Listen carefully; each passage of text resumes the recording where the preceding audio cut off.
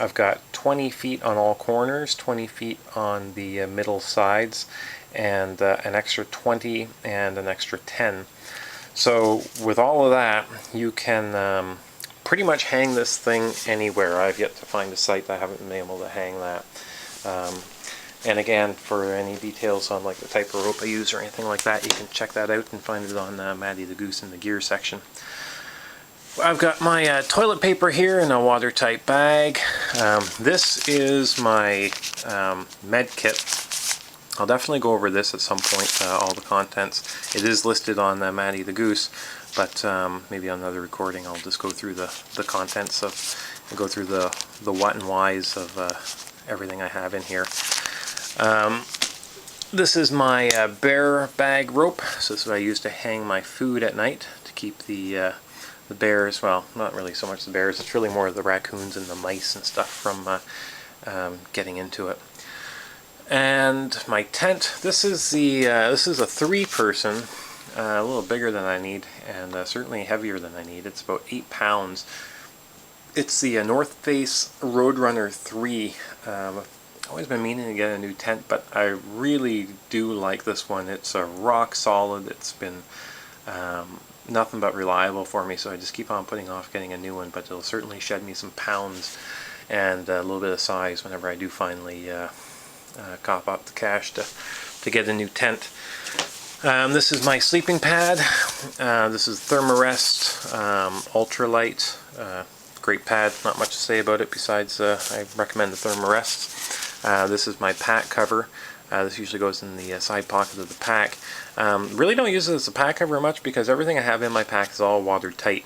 I usually use this, I'll take it out and open it up, cinch it so that way the mouth of it is about 2 feet around, and that's where I'll just put all my loose stuff.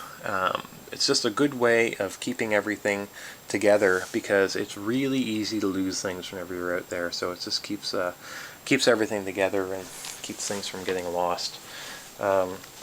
This is my my sleeping bag. It's a Mech Drake. Great bag. Not that expensive either. It's about $110 compared for what you're going to pay for some of the bags out there. Again, this is something I could probably get a little lighter and a little smaller, but it's been a really good bag. Quite fond of it. It's also square. It's not a mummy bag. I'm just not a fan of the mummy bags. I just feel a little too confined. And this is the food. Again, this is just for a weekend trip. As far as it goes for everything here, whether I'm going for 2 days or 2 weeks, it's pretty much going to be exactly the same. The only difference will be the amount of food and the amount of fuel that I bring. Otherwise, I don't change anything. Clothes, everything's exactly the same. And speaking of clothes, we have got my hat here.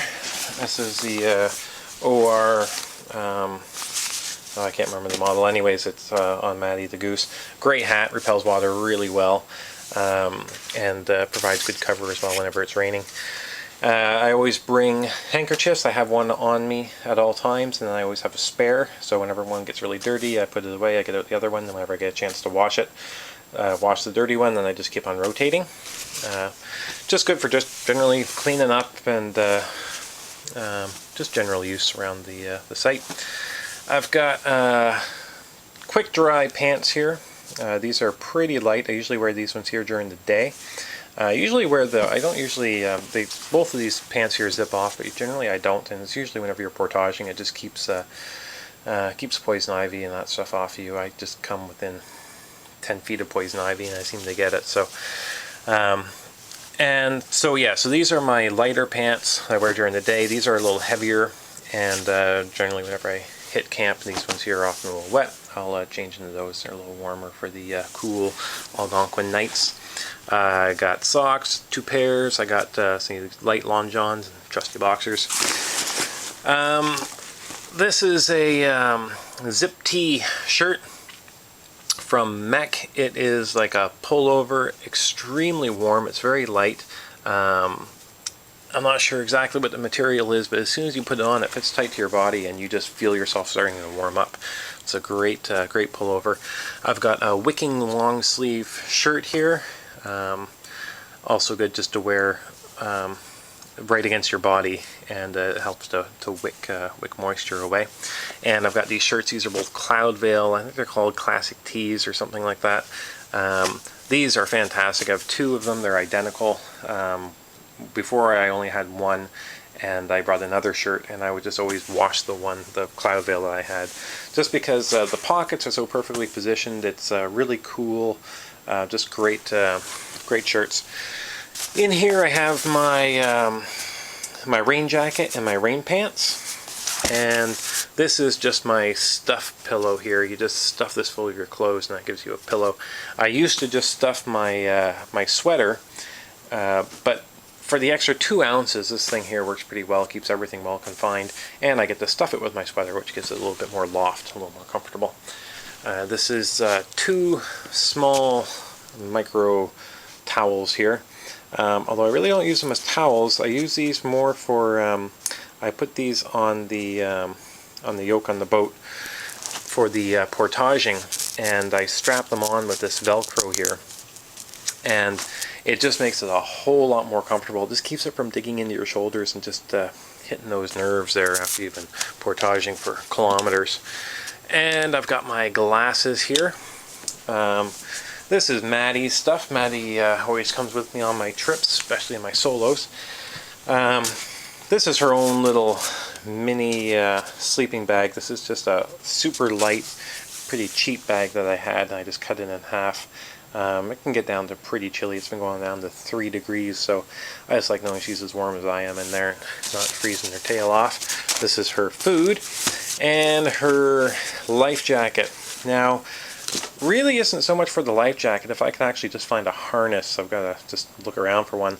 But because what I use it for mainly is this handle. If she jumps out of the boat, it's can be tricky getting her back in if you don't have some way to haul her in. And that handle, I can just reach out, grab her, and chug her back in the boat. Also works good for being able to control her if there's wildlife around or something. I don't want her either running away or running after it. I can just grab that handle and hold on to her, even just like lift her up off the ground and hold her. Yeah, so it's mainly just for that that handle. It works well. Got my shoes. I don't wear hiking boots because I really just don't see the need for them. I don't really need the ankle support, and especially whenever canoeing, whenever you're putting your feet under the seat and you're kneeling, the hiking boots can generally jam up under there. I find it's a little more uncomfortable.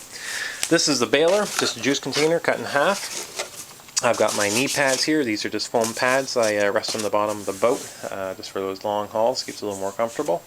This is the painter. I attach this to the front for tying off the boat, and if I ever have to line it.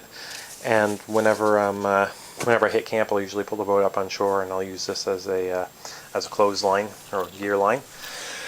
This is my my flotation device.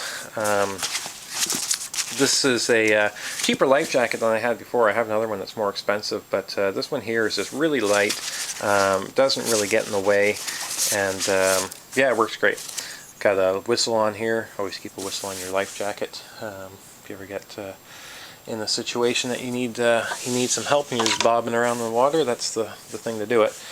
Got my paddles here. This is the standard issue paddle. But I use this for whenever I'm in shallow water. I may be touching bottom. And then this is my good paddle here. I really prefer beaver tails and otter tails. They just give a much better stroke. Just feels a lot better to use. And I think that is, I think that's about it. All of this goes into my backpack here, which is an Arc'teryx Bora 80. It's a heavier pack, weighing in at about 8 pounds. But it is tough as nails, and I've had no problems with it whatsoever. Having a really tough pack is nice because I don't want to have to worry about having to do repairs or falling apart on me on the trail. I can just toss it around and not worry about it. And last but not least, this is my coveted Bark River North Star knife. Love this knife, super durable. Highly recommend the Bark River brand, and especially the North Star here. Very good. So anyways, that's it. That's all the gear. So I'm going to pack this stuff up, and we'll go over that, and we'll get ready to go.